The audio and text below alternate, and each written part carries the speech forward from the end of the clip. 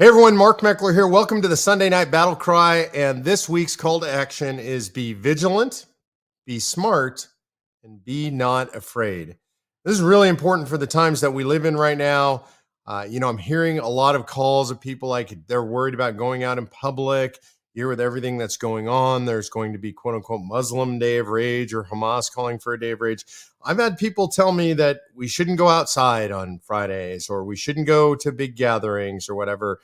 And I say to that, no chance. No chance. Fear is not a virtue. That's what the monsters who perpetrate this kind of stuff want us to do. They want us to be afraid. But I want to be really clear. I am telling you, be vigilant, be safe, go out and pay attention, be aware of your circumstances. This is really important. Situational awareness. Most of us go through our lives, we wander around, we go in and out of stores, the bank, picking our kids up from school, and we are not situationally aware. This is just kind of the normal state of affairs now. It's not the normal human state of affairs. It's the normal modern human state of affairs. Specifically, it's the normal state of affairs since these, because so many of us, we're walking down the street, we're like this, we're going through the grocery store, we're like this. We don't notice what's going on around us. It is imperative in our day and age that you become aware. If you're somebody that carries a firearm, if you live in a state that has constitutional carry, you're allowed to carry a firearm without a permit, carry a firearm.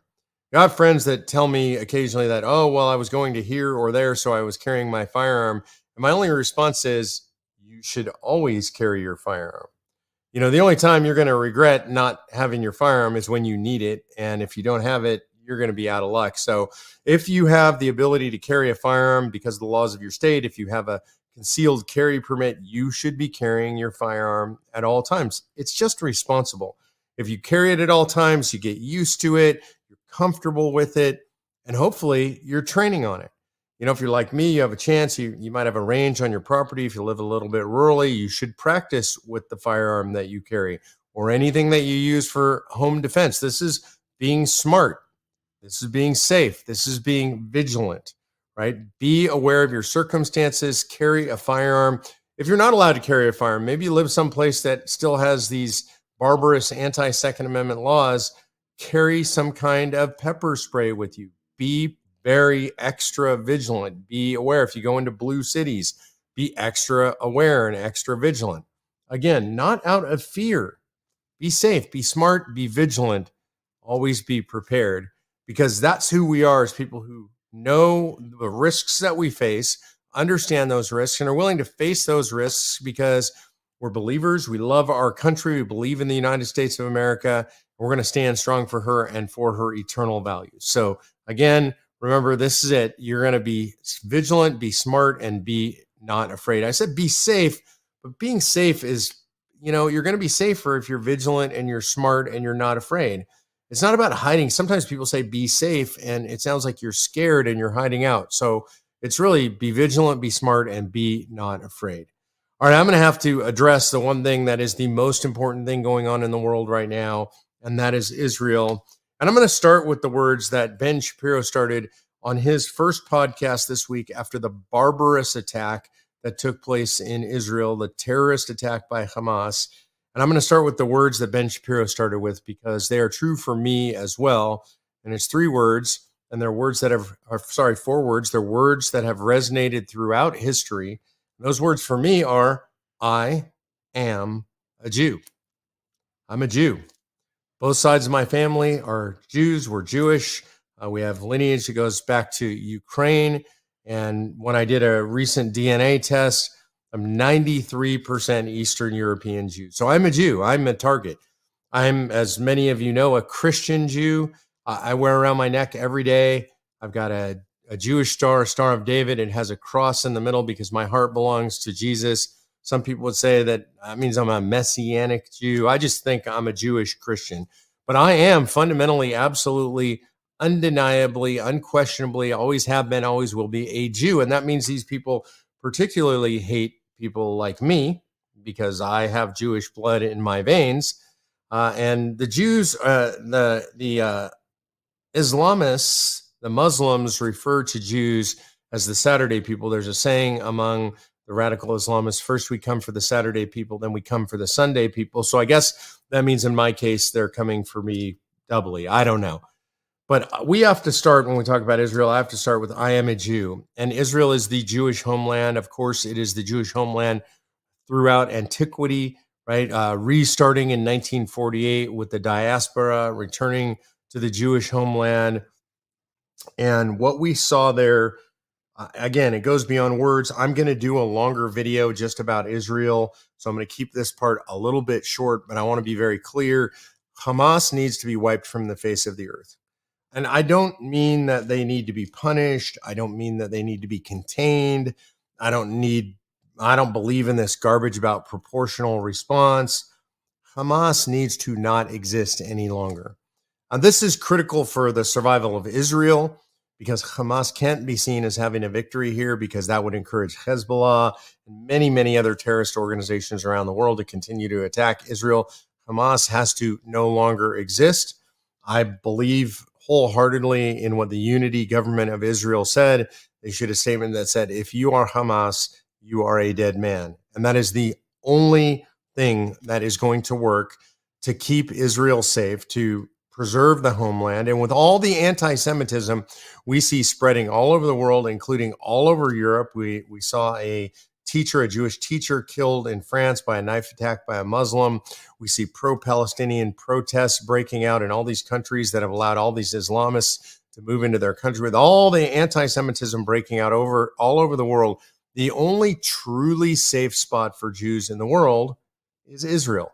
And by safe, I don't mean that they don't face any danger, because obviously we just saw they face incredible danger and incredible hardship. But I mean, that is a government that always has been and always will be committed to protecting Jews on earth. And that place did not exist during World War II. And we had the Holocaust. And the Holocaust, important to remember, I want to keep this in context. You hear people talking about Palestinian genocide. Palestinian genocide, the Palestinians had roughly 100,000 people in the area at the beginning of Israel in 1948. And today, around 3 million is my understanding of the total number. If you look at the Jewish population in the world prior to World War II, it was about 9 million, and then it was cut to 3 million. So 66% of the population were decimated by the end of World War II, by the end of the Holocaust. There's no genocide going on against Palestinian people. So let's just get that straight and clear. I'm a staunch supporter of Israel. Sometimes Israel and the United States have divergent interests, and my political loyalties lie with the United States. I am a United States citizen. I'm not an Israeli citizen. I don't have divided loyalties, but I do absolutely believe I am a Zionist. I believe in Zionism. I believe the Jews have a historic biblical homeland. They're entitled to that homeland, and they need to stay there, and we should stand with Israel. I can tell you on a personal level, I'm standing with Israel. I have friends there, people that I consider family who are so close. We're checking in with them regularly. We're doing everything we can to help them. I'm connecting people with them to make sure we're helping to get appropriate supplies to the IDF where they need them. This is going to be a long fight. I just want you to know, me personally, I'm not speaking for anybody else. Me and my family, we are all in, and we support Israel, and we are undying in our support for Israel, and we're going to be in it as long as Israel is in it. And again, I'm a Jew. I'm a Christian. I'm going to fight for Israel. I believe in that. All right. There's so much on Israel. Like I said, later on, I'm going to do a video that's just on Israel. So look for that later on. Stand by for that. Let's talk about what's going on politically in the United States. There actually is something pretty major going on politically in the United States, and that is the Republican clown show in Congress right now. I mean, it seems like a clown show to me. It seems like a circus, although maybe that's not fair, because circuses require a lot of planning and coordination, right? All the tricks and the high wire acts and animal acts, and even the clowns, what they do, the acrobatics and all that stuff. It's all planned out. They have a plan. They know it's going to roll out in a certain way. Right now, to me, it seems like Congress is not planned. The Republicans in Congress, I don't know that they have any idea that they know what they're doing. And I'm not attacking individual members of Congress. I'm not going against anybody individually here. I'm not criticizing anybody individually. I'm saying, guys, get your you know what together. Look, the world is on fire. We have the largest killing of Jews in modern history since the Holocaust on a single day. We have our ally Israel going to war. There is the threat of a broader war in the Middle East breaking out. I think we should do everything we can to prevent the conflict from escalating into Iran. And I think the U.S. so far, I have to say, Joe Biden doing a pretty good job of that, issuing the right statements, sending a carrier group out there. So we've got potential war there. We've got an ongoing war in Ukraine, which is a mess, and we have no proposed end to that. It's an unlimited United States resources without any oversight pouring into Ukraine. That's going on right now. We have China in a threatening posture with Taiwan, and China as an existential threat to the United States. That's going on right now. We have the economy slow sliding into a seeming crash as we continue to spend money at a rate that's unprecedented in all of humankind. We have inflation still there. I'm looking at gas prices in California. Friends are telling me are now over $8 a gallon. All of this is going on. The real estate market looks like it's interest rates at historic highs. And we have Republicans in Congress that can't seem to figure out what they're doing. It seems to me when I look at Republicans in Congress, again, and they're really important, I'm speaking generally. So if you have a favorite, whoever your favorite might be, I'm not necessarily attacking your favorite. I'm just saying generally, Republicans can't get their act together. Republicans should be unified in the fight. Republicans should be out there on point, on message all the time, attacking the people responsible for all this bad stuff happening. And they're not, because they're fighting over who their speaker is going to be. They ousted Kevin McCarthy. I'm not sure what they thought the magic solution was going to be after that.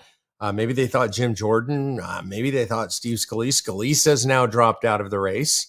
I don't know that Jordan's electable by the broader caucus. Generally speaking, we may not like this. I don't love this. But the speaker's generally right around the middle of the caucus. Politically, they have to be able to work with everybody in the caucus. Jim Jordan is to the right of the caucus. One of the reasons I like him so much. Steve Scalise was more to the middle because he was part of McCarthy's leadership team. I think he's a pretty conservative guy, though.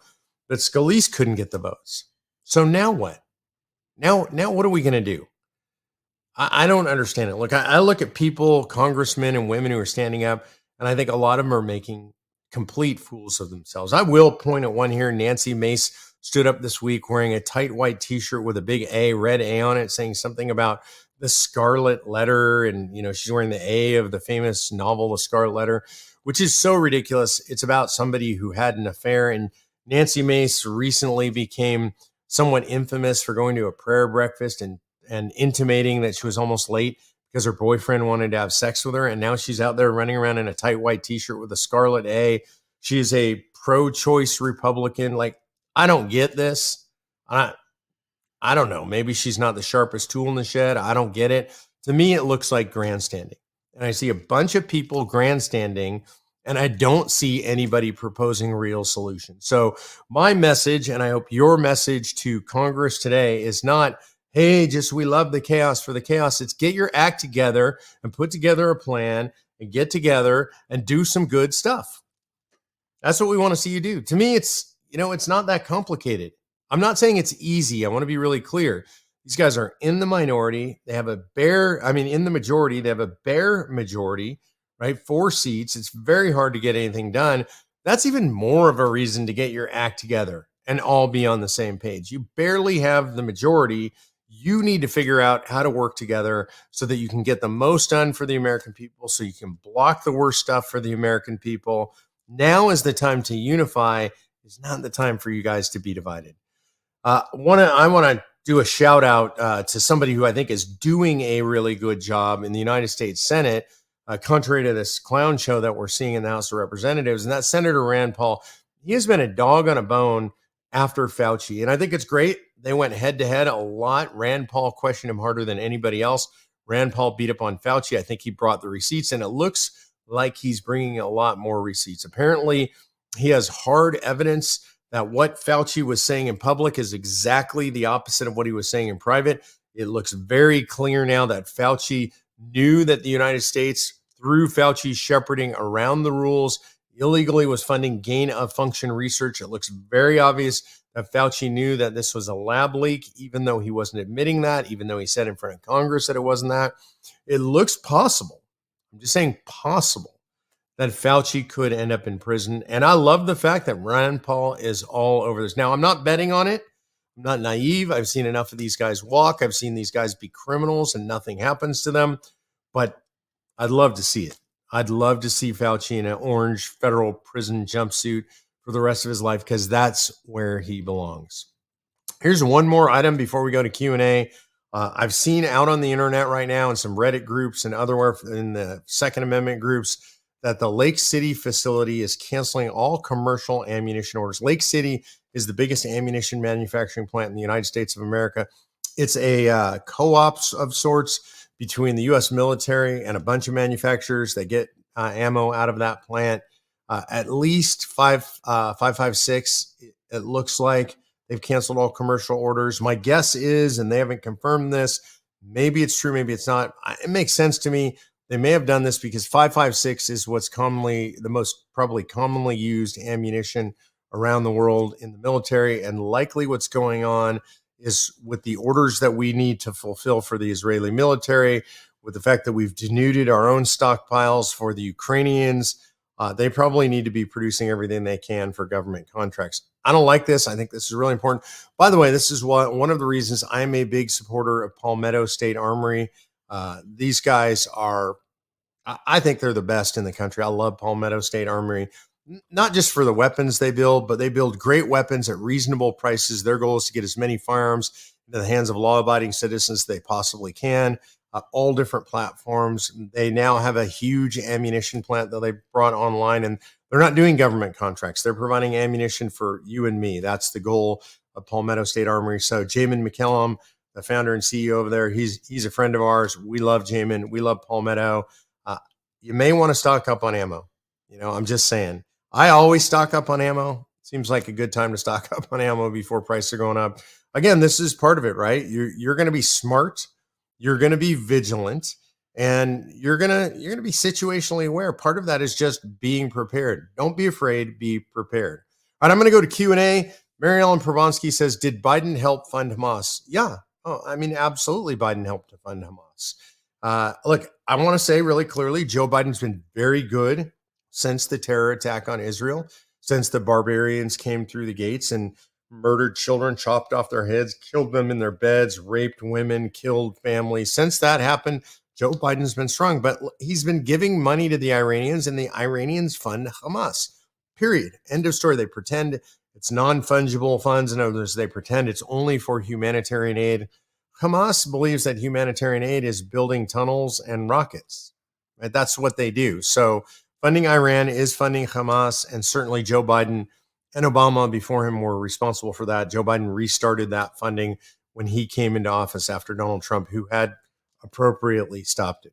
Sonny Thompson Turner asked, do you remember when conscientious objectors withheld the portion of money that they calculated went to the war effort during the Vietnam War? Is it time for us to start doing this due to the federal government giving tax dollars to special interests? Sonny, I wish this were possible.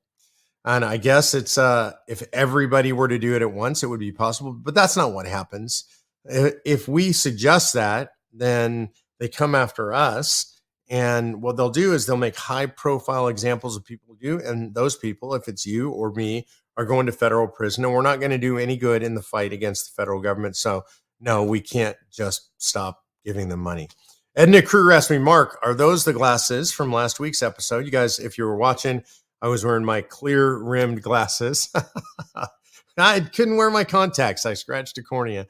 I got a lot of comments from that, you guys. You guys were appropriately making fun of me for my very geeky professor glasses. Anyway, Edna says, are those the ones Gideon had on in the art that I did? Edna Kruger is the official artist of Convention of States. She designs our Christmas ornaments. She's incredibly talented, fellow Texan. And she did a great drawing of my late great dog Gideon. Like Winston comes in at the perfect moment. That was not scripted, but good job, Winston. Winston was the sort of replacement dog for Gideon. But no, Edna, Those weren't the same glasses. Those glasses that you had on Gideon in that picture, they were much fancier. They had some colors and sparkles in them. Those were Patty's glasses. I would never wear those. Anyway, I appreciate you, Edna. I have some of Edna's art on the wall back here. We love her. I think I put one up in the studio in Nashville for the upcoming television show. Anyway, that's all I've got for today. Again, I want to encourage you to be vigilant, right? To get out there, do the things you need to do, to be smart, and to not be afraid. Be prepared. Make sure you're armed. Make sure you're trained with your firearms. Make sure you have a supply of food and water. I'm not telling you to be a crazy prepper, but I'm also telling you there's nothing crazy about prepping. You should be prepared. It's your responsibility for you and your family. God bless you guys. I appreciate y'all. Be looking for my video on Israel, and we'll see you next week on the BattleCry.